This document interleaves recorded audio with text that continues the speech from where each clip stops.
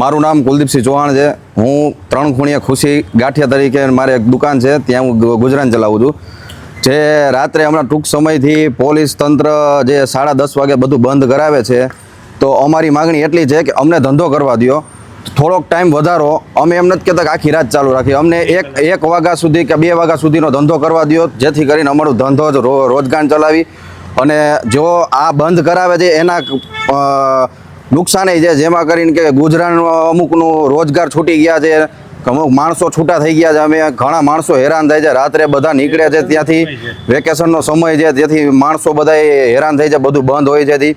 આજુબાજુમાં હોસ્પિટલ છે, હોસ્પિટલમાં જે દર્દીઓ છે, દર્દીઓના સગાવાલા હેરાન થાય છે, જેને કોઈ ચાની રકાબી પણ નથી મળતી।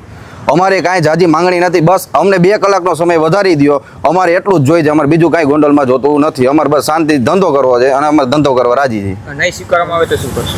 નહીં સ્વીકારવામાં આવે તો અમારા જે વડીલો છે, વેપારી સંગઠનના જે આગેવાનો જે કહેશે બંધ કરવાના પગલાંની એલાન કરશી, તો અમે પૂરેપૂરો સહકાર આપશી અમે એને।